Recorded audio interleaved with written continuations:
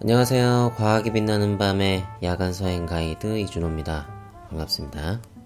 오늘은 또 어떤 이야기로 이 밤중에 책 여행을 떠나볼까요?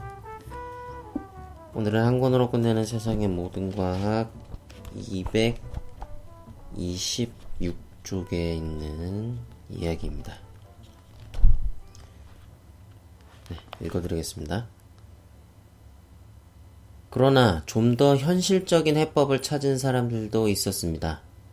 고고학자들은 현재 이스라엘에 있는 갈릴리 호수 근처에서 당시 것으로 보이는 불에 탄 밀 나달을 발견했는데, 이는 당시 사람들이 모닥불을 피워놓고 먹다가 흘린 것으로 생각됐죠. 그런데 이 밀 나달이 참 이상했습니다. 자연 상태의 나달보다 크기가 훨씬 컸던 거죠. 이것은 중요한 의미를 가집니다. 당시 사람들이 일부러 큰 나달이 열리는 밀을 골라 집중적으로 재배했을 가능성을 보여주는 흔적이기 때문이죠. 이게 그 농사가 시작되는 것에 관한 이야기죠. 원래 사람들이 간빙기가 오면서 기후가 따뜻해지면서 나무 열매를 잘 따먹고 사냥도 잘 하고 살다가 갑자기 여기 218쪽에 보면은 그 아가시호 그림이 있잖아요. 캐나다 쪽에 있었던 굉장히 거대한 빙하호수. 그 빙하에서 물이 막 쏟아져 내리는 장면을 그 밤에 별빛이 반짝이는 그 하늘 아래서 참 전 이게 너무 멋있을 것 같아가지고 이것도 굉장히 이제 공들여서 그렸던 그림인데, 근데 이제 보기에는 멋있는데 이 아가시 호수가 이제 붕괴가 되면서 그 찬물이 바다 쪽으로 쏟아져 내리면서 그 기후 변화를 가져오게 되죠. 그래서 이제 그 지중해 쪽 유럽 지역에 갑자기 순식간에 빙하기가 다시 닥쳐오게 되고, 그런 상황에서 이제 살아남기 위해서 이제 농사를 짓게 되는 그것에 관한 이제 이야기였는데요. 오늘은 이것과 관련해 가지고 이 볕과 식물에 대해 이야기를 한번 해보려고 합니다. 볕과 식물은 밀, 보리, 쌀 이런 것들이죠. 우리에게 소중한 곡식을 만들어주는 아주 중요한 식물들이고, 덕분에 우리 문명이 또 탄생할 수 있었는데요. 그런데 얘를 좀 보면은 생긴 걸 보면 사실 좀 단순해요. 그냥 쭉쭉 뻗은 이파리들밖에 없고, 뭐 꽃이나 열매 이런 게 화려한 것도 아니고, 그래서 진화의 레벨로 보면은 좀 낮아 보이죠. 그런데 제가 이 벽과 식물에 대해서 공부를 좀 해보니까 그게 아니더라고요. 알고 보니까 아니야. 오히려 굉장히 효율적으로 진화한 아주 똑똑한 식물이었어요. 아주 힘든 상황을 극복하고 살아남기 위해서 정말 최대한 머리를 썼다. 뇌가 있진 않지만. 그래서 오늘은 그 볕과 식물이 어떤 그 역경을 극복해낸 진화 스토리를 따라서 우리 야간 서행을 떠나보도록 하겠습니다. 자, 그럼 첫 번째는 이제 일단 우리 과거로 시간 여행을 통해서 돌아가가지고 우리 백악기로 한번 돌아가 봅니다. 백악기면 이제 공룡 시대가 이제 백악기를 통해서 이제 끝나게 되죠. 이제 거의 서서히 이제 공룡 시대가 저무는 그런 상황이에요. 그리고 이때는 그 뭉쳐있던 대륙들이 갈라져 나가면서 기후가 또 급격하게 변하던 시기이고요. 이때 이제 그 기후 변화로 가장 중요한 것이 바로 그 빙하기죠. 날씨가 아주 추워지게 되는 거죠. 왜 갑자기 빙하기가 왔느냐? 대륙들이 이동하게 되면서, 그거는 이제 과학이 빛나는 밤에 보면은 201쪽에 나와 있는데요. 잠깐 읽어드리겠습니다.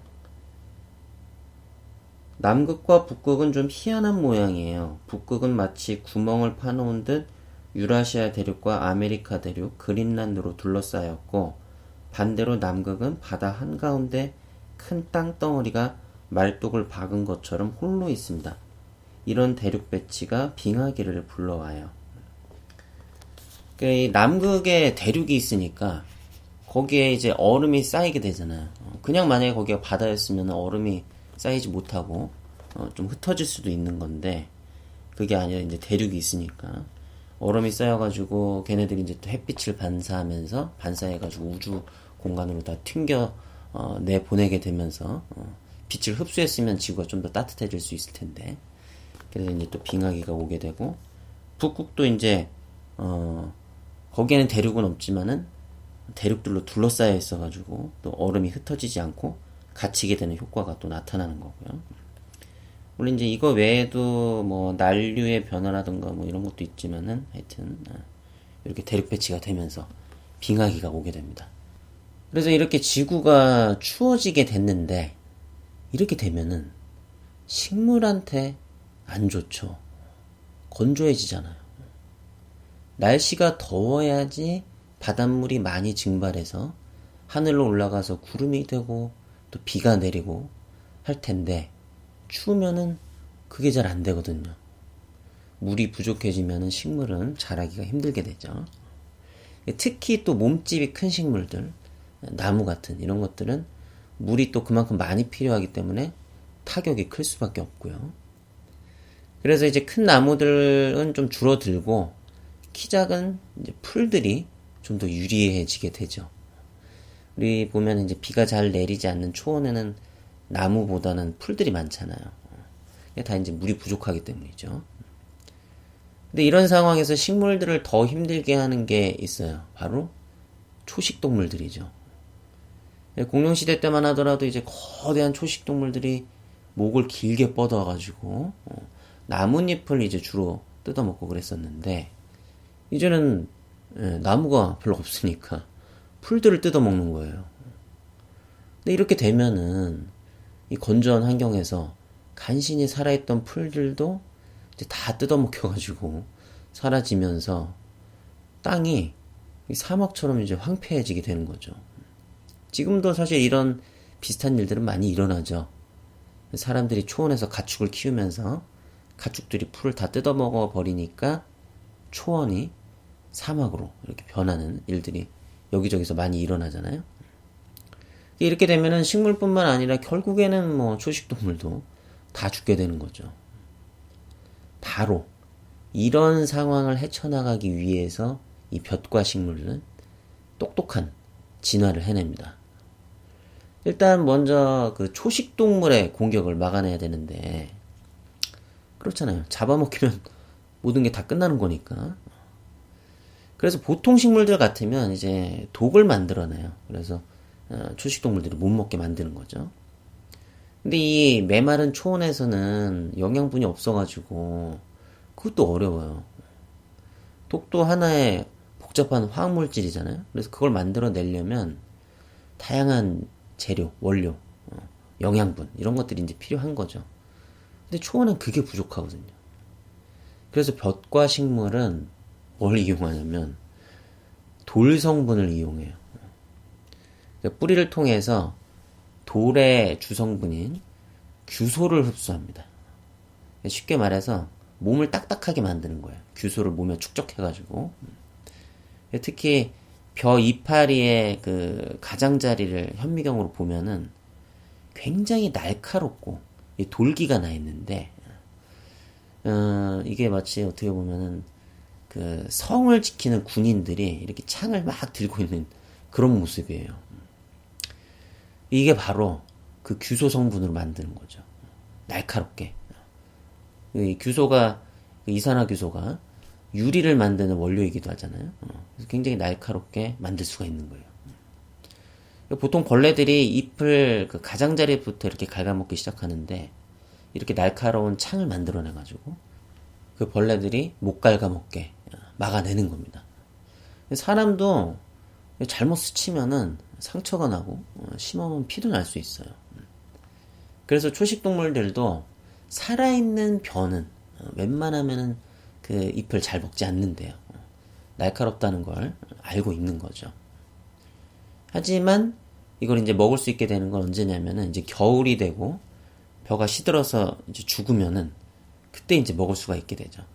이파리가 시들면은 그 돌기가 많이 떨어져 나가기도 하고, 또 돌기가 달려 있어도 이 단단히 고정이 돼 있어야 그게 이제 날카롭게 힘을 받아가지고 찔릴 수가 있는 건데, 고정이 잘 안 돼요. 이제 이파리가 죽어가지고 힘이 없으니까 이게 막 다 흔들흔들 거리게 되는 거죠. 그래서 상처를 입히지 못하고. 그러니까, 그때는 이제 먹을 수가 있죠. 그래서, 농부들이, 이제 벼를 베고 난 다음에 그 이파리를 모아가지고 쌓아놓고 있다가, 그걸 끓여가지고, 소한테 이제 먹이를 주는 거죠. 어차피 뭐 벼 입장에서도 열매를 다 생산하고 나서 이제 죽은 다음이니까 뭐 소가 먹어도 더 이상 상관이 없는 거죠. 벼 입장에서 굉장히 똑똑하게 머리를 잘 쓴 거죠. 그래서 벼는 특별히 규소를 굉장히 좋아해요. 사실 규소는 필수 영양소도 아니고 돌 성분이잖아요. 이게 뭐 다른 식물들은 규소 없어도 얼마든지 잘 살거든요. 예를 들어서 질소 같은 경우는 아주 필수 영양소죠. 질소가 있어야 단백질을 만들어낼 수 있고, 단백질이 있어야 몸도 이제 쑥쑥 크고 건강해지는 거잖아요. 우리 몸이 단백질이죠. 전체적으로 다 보면. 사람에게도 단백질은 꼭 필요한 거고. 그래서 식물도 마찬가지고요. 그래서 질소 비료는 꼭 많이 줘야 되죠. 제일 핵심적인 비료가 이제 질소 비료잖아요. 벼 역시도 물론 이제 생물이니까 질소는 꼭 필요한 건데, 그래서 벼가 이제 100kg이다 라고 치면은 질소가 약 한 2kg 정도가 꼭 있어야 된다라고 합니다. 그런데 여기서 더 놀라운 것은 규소가 필수 영양소도 아닌데 무려 15kg이나 필요해요. 벼가 100kg이면 질소의 8배 거의 이렇게까지 벼는 정말 규소의 매니아인 겁니다. 얘는 도대체 왜 이렇게 규소를 많이 필요로 하는 거야?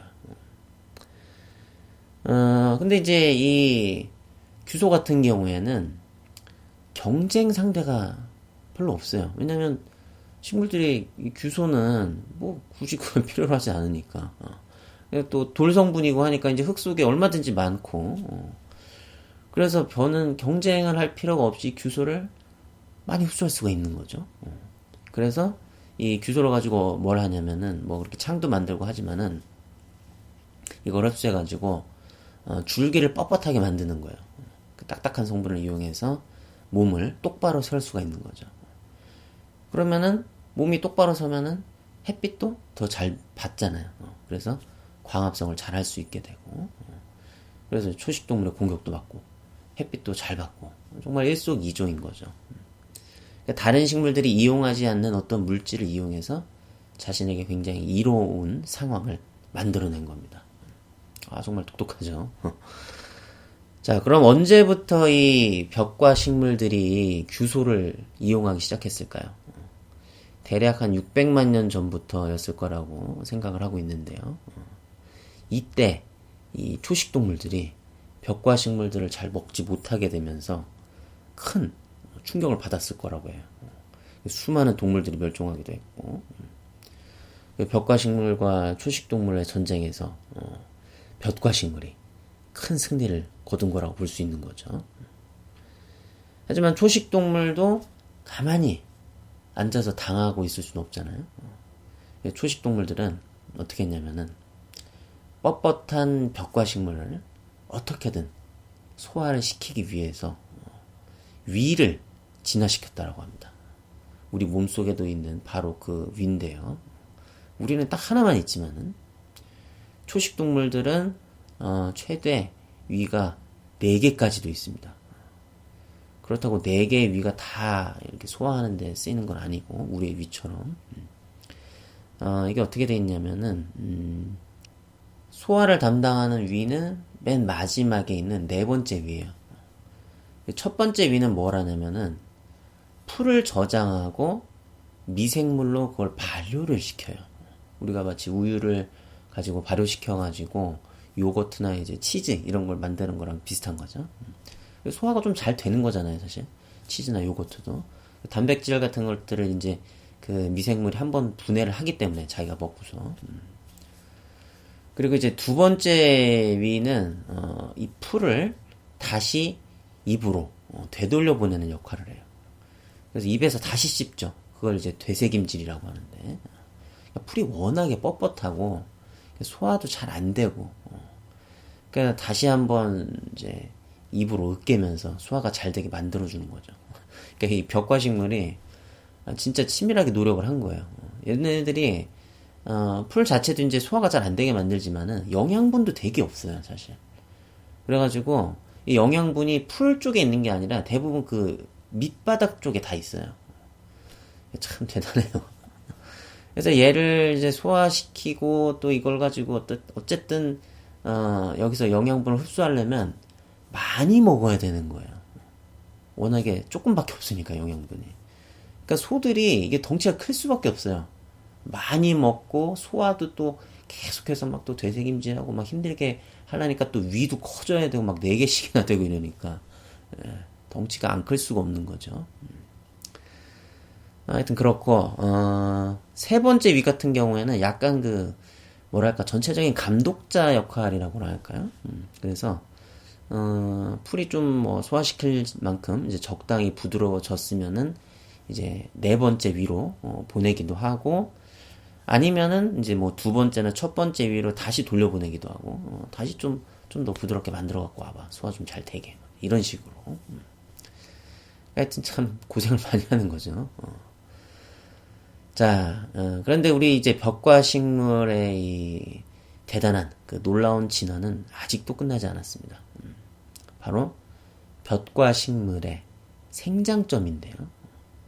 이 성장점은 그 새로운 세포가 자라나면서 이렇게 식물이 성장하는 곳이에요. 보통 다른 식물들 같으면 성장점이 이 줄기에 그 맨 위쪽에 그 끝에 있어요. 그래 계속 그쪽에서부터 이제 자라나면서 가지도 뻗어나가고 높이 자랄 수가 있잖아요. 그런데 이거의 문제점은 이 초식 동물이 이걸 뜯어먹어 버리면은 그럼 더 이상 식물이 자랄 수가 없게 된다는 겁니다. 성장점이 없어져 버리면 그럼 어떻게 되느냐? 안 되잖아요. 그 벽과 식물 같은 경우에는 이런 문제를 해결하기 위해서 성장점을 줄기의 그 밑쪽 거의 땅과 맞닿는 부분에 만들어 놨어요. 거기서부터 세포를 만들어내면서 위로 밀어 올리는 거예요. 그러니까 보통 식물들하고는 방향이 반대인 거죠. 보통 식물들은 이제 아래로 쌓으면서 성장점이 자기가 위로 올라가는 건데 벽과 식물 같은 경우에는 반대인 거죠. 그렇게 되면은 아무리 이 초식 동물이 위쪽에서 이게 뜯어 먹어도 성장점은 다치지가 않는 거예요. 그러니까 중요한 부분을 보호할 수가 있는 거죠. 그런데 여기에도 문제가 있어요. 하나밖에 못 만든다는 거예요. 그러니까 보통의 식물들은 위쪽에 성장점에서 이제 줄기가 막 갈라져 나가잖아요. 그러면서 옆으로 막 줄기가 뻗어 나가면서 거기에 잎도 많이 달리고 그래가지고 이제 광합성도 많이 할 수 있고 영양분도 많이 만들어내고 그런 건데 근데 이렇게 성장점이 하나면은 거기서 줄기가 하나밖에 안 나오니까 광합성을 많이 할 수가 없잖아요. 그러면 벽과식물이 가만히 있었을까요? 우리 똑똑한 벽과식물이? 아니죠. 또 해결 방법을 만들어냈습니다. 바로 이 성장점의 수가 점점 늘어나는 거죠. 그래서 벼를 잘 보면은 한 포기를 심어도 수확할 때 보면은 한 곳에 여러 포기가 있다고 그래요. 성장점이 늘어나는 거예요. 옆으로 이제 막 늘어나는 거예요. 그래가지고 줄기와 잎이 나오는 그 포기의 수가 늘어나는 거죠. 스스로 복제를 해가지고 이제 여러 명을 만들어낸 거는 이제 마찬가지인 건데 그래서 이 능력을 분얼이라고 합니다. 그리고 또 마지막으로 이 벽과 식물의 가장 큰 승리를 가져오게 한 일이 있는데 사실상 이것 덕분에 벽과 식물이 정말 손 하나 까딱하지 않고 지구 곳곳으로 이제 퍼져나갔다라고 볼 수가 있죠. 심지어 이제 보호를 받으면서 이 경쟁 식물들을 다 제쳐버릴 수가 있었고 이제는 오히려 너무 많이 퍼져나가가지고 그 어떤 생태계적인 이런 문제가 될 수도 있을 정도예요. 그건 바로 인간을 자기 편으로 만든 겁니다. 이 인간이 그 벽과 식물인 벼, 밀, 보리 이런 것들을 이용해서 농사를 짓기 시작하면서 이 벽과 식물은 정말 인간이 가는 곳마다 함께 다니면서 그냥 땅을 다 정복해 버렸잖아요. 그냥 다른 식물들을 힘 안 들이고 다 밀어내고 자신의 영역을 아주 크게 확대할 수 있었죠.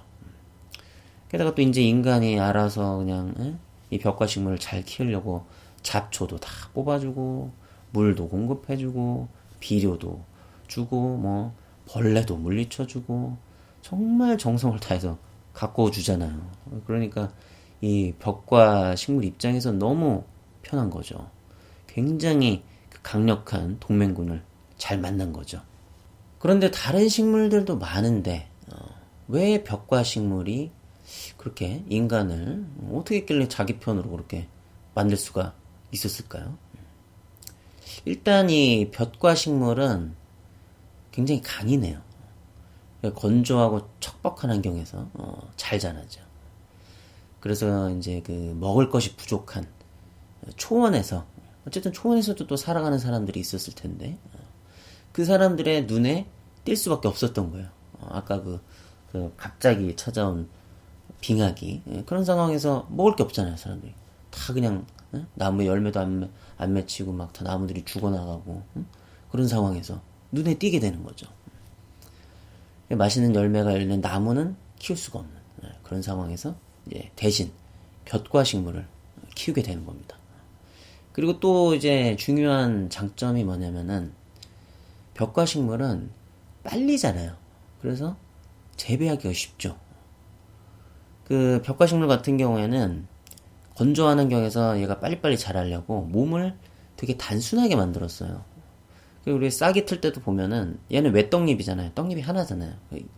그 쌍떡잎 식물 같은 경우는 이제 잎이 두 개인데 그 벽과 식물은 이제 시간 절약을 위해서 이 원래는 쌍떡잎이었는데 이걸 하나로 합쳐버렸다더라고요. 전 처음 알았어요. 제가 이번에 이제 공부를 하면서 책을 읽으면서 제가 책을 읽었던 거 그것도 한번 소개를 해드려야죠. 무슨 책인지. 제가 주로 참고했던 책이 세계사를 바꾼 13가지 식물이에요. 지은이는 이나가키 히데히로, 옮기니는 서수지고요. 사람과 나무 사이라는 출판사에서 나왔습니다. 저는 하여튼 재밌게 읽고 있어요, 이 책을. 하여튼, 네, 맞아요. 그, 쌍떡잎이 이제 합쳐지면서 외떡잎이 됐다. 참. 되게 놀라웠고요. 그러니까 시간 절약을 위해서 이런 일을 했다라는 거죠.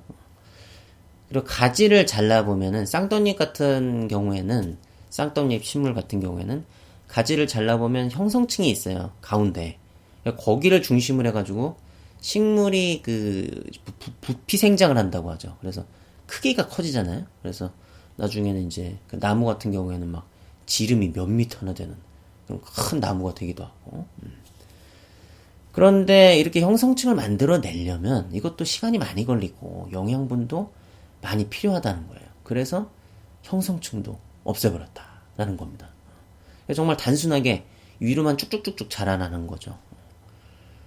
그래서 건조하고 영양분이 별로 없는 곳에서는 크게 자라나기도 힘들고 사실 시간도 충분하지 않고 뭐 비가 많이 오는 것도 아니니까 빨리 비가 조금이라도 올 때 빨리빨리 자라가지고 열매를 맺어야 되는 거니까 복잡하고 시간이 많이 드는 그런 일들은 다 없애버린 거예요. 살아남기 위해서 복잡한 식물보다 한 번 더 머리를 써가지고 단순화를 시킨 거죠. 효율화를 시킨 거죠. 우리가 단순하게 생겼다고 얘를 무시하면 안 되는 거죠.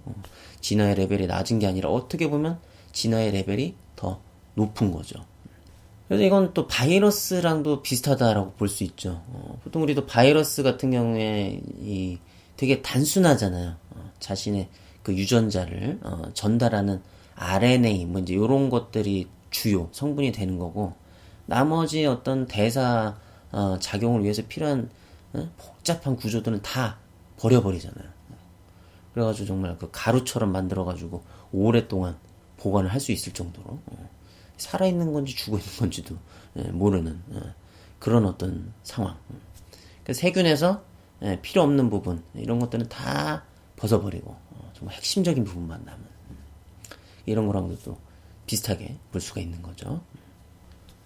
그리고 또 이 안 좋은 환경에서 이렇게 빨리 자라는데도 불구하고 열매는 또 충분히 많이 맺어요. 그 씨앗 하나만 심어도 밀 같은 경우에는 5배, 벼는 이제 30배. 예전에는 그렇게 수확할 수 있었고 요즘에는 또 더 많이 할 수 있죠. 종자개량이 돼가지고 밀 같은 경우에는 최고 20배, 벼는 140배까지 가능하다고 합니다. 엄청난 거죠. 불과 1년도 안 돼가지고 나무 같은 경우에는 막 열매 맺으려면은 한참 자라야 되죠. 막 몇 년 지나서야 뭐 이제 열매가 열리는 경우도 있고. 그런데 얘는 그냥 1년 만에 1년도 안 되는 거죠. 봄에 심으면은 뭐 여름, 가을에 그냥 순식간에 열매가 열려버리는 그런 상황인 거죠. 너무 사실 되게 고마운 식물인 거죠. 그래서 특히 벼 같은 경우에는 워낙에 열매를 많이 맺는 거잖아요. 140배 막 이러니까. 그러니까 사람들을 아주 배불리 먹여줄 수 있는 거예요. 그래서 이제 많은 사람들이 먹고 살 수가 있는 거고, 이렇게 벼를 주로 재배하는 그 아시아 지역 같은 경우에는 인구수가 굉장히 많죠. 인구 밀도가 굉장히 높죠. 그리고 지금도 보면 뭐 중국이나 인도 이런 데는 굉장히 뭐 압도적으로 인구수가 많잖아요. 그래서 이제 사는 모습을 봐도 유럽이나 뭐 이렇게 저기 뭐 오스트레일리아, 아메리카 이런 데 보면 제가 그 오큘러스 퀘스트를 쓰고 이렇게 가봐도 정말 되게 띄엄띄엄 살아요. 그런데 이 아시아 지역이나 이런 데 보면 되게 막 몰려서 살아요. 꼭 도시가 아니더라도 그래요. 분위기가 완전히 다르더라고요. 밀 같은 경우에는 이게 면적이, 농사 짓는 면적이 넓어야 되니까 이게 어쩔 수가 없는 거예요. 특히 이 벼에서 나오는 쌀 같은 경우에는 영양소도 풍부해요. 탄수화물만 있는 게 아니라 뭐 단백질, 비타민 이런 것도 풍부해가지고 얘 같은 경우는 정말 주식이 될 수 있는 거죠. 꼭 밥은 먹고 반찬을 이제 곁들여서 먹는 그런 형태가 되는 거고, 밀 같은 경우에는 물론 이제 탄수화물을 섭취해야 되니까 얘도 먹긴 하지만 얘만 가지고는 정말 좀 힘든 거죠. 그래서 이렇게 샐러드도 잘 먹어야 되고 꼭 잘 챙겨서 먹어야 되고 고기도 많이 먹어야 되고. 그래서 이제 그 유럽이나 이런데 그런 나라 사람들은 고기를 또 그렇게 많이 먹나 봐요. 그런데 이 쌀에도 부족한 게 딱 하나 있긴 있는데 그게 라이신이라는 아미노산이래요. 그런데 이게 또 콩에 많이 들어있어요. 콩이 되게 잘 어울리는 거예요, 벼랑. 그리고 제가 콩밥을 많이 먹잖아요. 그런데 또 이 콩이 키울 때 논 옆에서 같이 키우면 또 이게 시너지 효과가 나잖아요. 그 콩 뿌리에 뿌리 혹박테리아라는 세균이 있어가지고 얘가 그 영양물질을 만들어내죠. 한마디로 이제 질소 비료를 만들어내는 거나 마찬가지거든요. 뿌리 혹박테리아가 막 그 질소를 갖다가 단단히 결합되어 있는 그 질소 분자를 분해해가지고 이제 영양분을 만들어내기 때문에 그래서 그 영양분이 흘러나와가지고 이제 벼도 잘 자라게 되는. 인간 입장에서는 정말 너무 좋은 거예요. 부족한 영양분도 이걸 통해서 보충할 수가 있고 벼도 잘 자라고 일석이조죠. 그런데 하지만 이렇게 열매를 많이 맺고 뭐 빨리 자라고 다 좋아요. 다 좋은데 한 가지 문제가 이게 해결돼야 됩니다. 이게 해결되지 않으면은 어쩌면 인간하고 함께 할 수 없었을 수도 있어요. 이게 뭐냐면 어쩌면 당연한 거긴 한데 열매가 익으면 땅에 떨어지는 거예요. 모든 식물이 그렇죠. 열매가 땅에 떨어져야 새롭게 식물이 자라날 수 있는 거니까, 번식이 성공하는 거니까 당연한 건데 익었으면 땅 익었는데도 안 떨어지면 그게 이상한 거죠. 사람으로 치면은 뱃속에 아기가 다 컸는데 얘를 안 낳는 거랑 마찬가지잖아요. 그런데 열매가 이렇게 익자마자 땅에 다 떨어져 버리면 인간 입장에서는 안 좋죠. 그걸 일일이 다 힘들게 허리를 숙여가지고 다 주워야 되잖아요. 그렇다고 익지도 않은 걸 수확할 수도 없고. 그런데 이 벽과 식물들은 돌연변이가 잘 일어나죠. 그 안 좋은 환경 속에서 살기 때문에 환경이 어떻게 또 변할지 모르니까 다양한 능력을 가진 이 돌연변이들이 많으면 그 중에 하나는 또 운 좋게 살아남을 수도 있는 거고. 그래서 바로 이제 인간의 눈에 띈 돌연변이가 바로 익어도 열매가 바로 떨어지지 않는 그런 돌연변이었던 겁니다.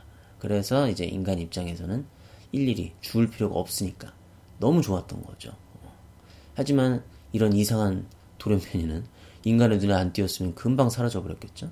그래서 이 책에서는 그러더라고요. 이건 정말 눈에 띄기 힘든 돌연변이었을 거다. 뭐라 그러더라? 100만 분의 1의 확률이었다고 하던가요?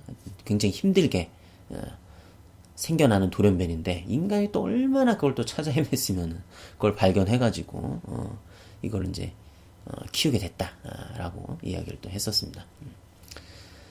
하여튼 이렇게 강인하고 정말 빨리 자라고 수확하기도 편한 이 벽과 식물 덕분에 이 건조한 환경에서 살아가는 사람들은 정말 소중한 친구이자 동맹군을 얻게 됐고 덕분에 이제 한 곳에 머무르면서 농사를 지으면서 정착해가지고 이 마을을 만들게 되고 또 이것 때문에 이제 문명이 생겨나고 또 국가가 탄생하는 그런 일을 하게 된 거죠.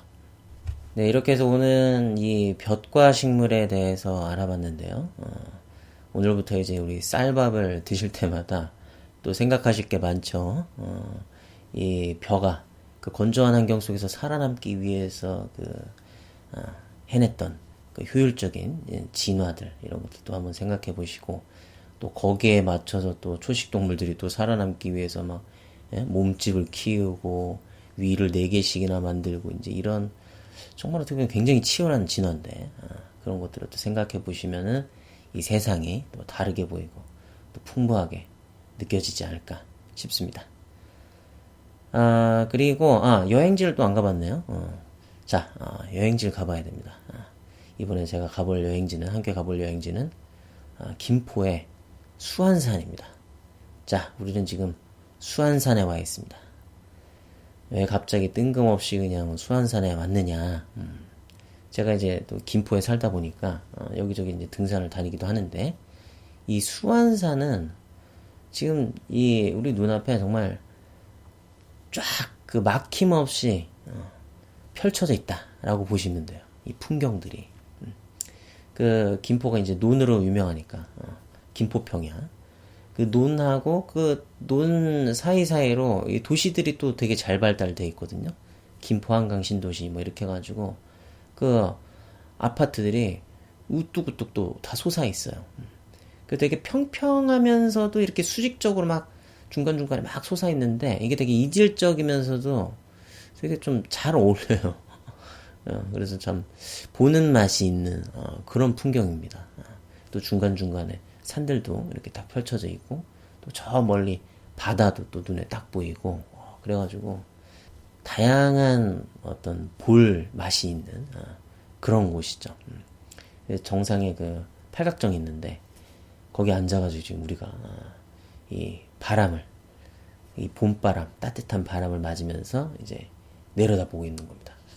그리고 팔각정 옆에는 넓게 잔디밭이 이렇게 펼쳐져 있는데 이 햇볕을 받으면서 따뜻한 햇볕을 받으면서 산책하기도 너무 좋죠. 이 파릇파릇하게 솟아난 새싹들도 너무 보기가 좋고 지금이 제일 좋은 것 같아요. 이 보고 또 산책하고 이걸 느끼기에는 참 좋은 것 같습니다. 자, 그럼 오늘 꿈속 여행은 또 어디로 떠나볼까요? 오늘은 논산책을 한번 해보려고 합니다. 김포는 논이 많잖아요. 그래서 산책을 하면서 논을 보기가 되게 좋아요. 근데 아무 때나 하면 또 안 돼요. 땡볕에는 나무가 없기 때문에 논에는 너무 햇볕이 따갑고 언제가 좋냐면 이렇게 해가 많이 져가지고 저기 이제 지평선 이제 그 끄트머리에 이렇게 걸려 있을 때 그럴 때 참 좋아요. 햇볕도 강하지 않고 이렇게 논 산책을 하면서 이렇게 딱 걸어 다니다 보면은 그 집들에서 이 밥 짓는 향기도 그때 좀 나거든요. 이제 저녁 때가 됐으니까. 그래가지고 또 뭐랄까 같이 걸어 다니면은 그 풀벌레들 막 우는 소리 들리고 그 벼들이 막 부딪히면서 내는 그런 풀소리도 들리고 지금이 참 좋습니다. 모기도 없고 너무 좋아요. 그래서 저와 함께 오늘 논 산책을 한번 떠나보시는 거죠. 아, 그리고 이 김포에는 이 눈이 발달돼 있다 보니까 수로가 굉장히 많잖아요. 근데 이 수로를 저기 가운데로 해가지고 또 상가를 만들어 놓은 데가 있어요. 라베니체라 그래가지고 베니스를 이제 본따서 만든 거죠. 라베니체. 그래서 여기 또 특히 좋은 게 뭐냐면 그 밤에 문보트라고 해서 달처럼 생긴 보트가 있어요. 그래서 이렇게 달이 이렇게 보트 가운데 이렇게 서 있고 얘가 이렇게 조명이 있어서 빛나거든요. 그러면 얘를 밤에 타고 이렇게 둥둥둥둥 떠다니면서 양 옆에 있는 상가의 그 반짝이는 그 불빛들, 사람들 이런 걸 보면서 쭉 갈 수가 있는 거죠. 참 멋지죠. 그래서 한 번도 못 타봤어요. 왜냐면 너무 예약이 꽉 차 있어가지고 웬만해선 탈 수가 없어요. 이제 주말에만 이제 시간이 나서 이제 타려고 그러는데 뭐 한 번도 성공을 해보지 못했지만은 우리 이제 꿈속에서 같이 가는 거니까 이번에는 아마 탈 수 있죠. 제가 하여튼 예약을 해놨습니다. 꿈속이니까. 그래서 같이 이제 문보트를 타시면서 이 밤에 이 수로 주변에 그 반짝이는 야경도 같이 한번 보시고 그리고 또 제가 이 라베니체 가면은 샤브샤브 집이 있어요. 저는 샤브샤브를 좋아하거든요. 국물도 되게 구수하고 따뜻한 국물. 지금 참 좋죠. 이렇게 밤에 약간 서늘한 바람을 맞고 문보트를 타고 나면은 따뜻한 구수한 그런 국물이 또 딱 생각나지 않겠습니까? 자, 그래서 라베니체 그 샤브샤브 집이 있는데 거기에서 이제 따뜻한 국물과 야채, 소고기 이런 것들로 우리 같이 또 배를 채우면서 푸근하고 이런 따뜻한 마무리를 해보면 어떨까 싶습니다. 네, 그럼 잠시 뒤에 우리 라베니체 근처에 있는 논에서 한번 뵙도록 하겠습니다.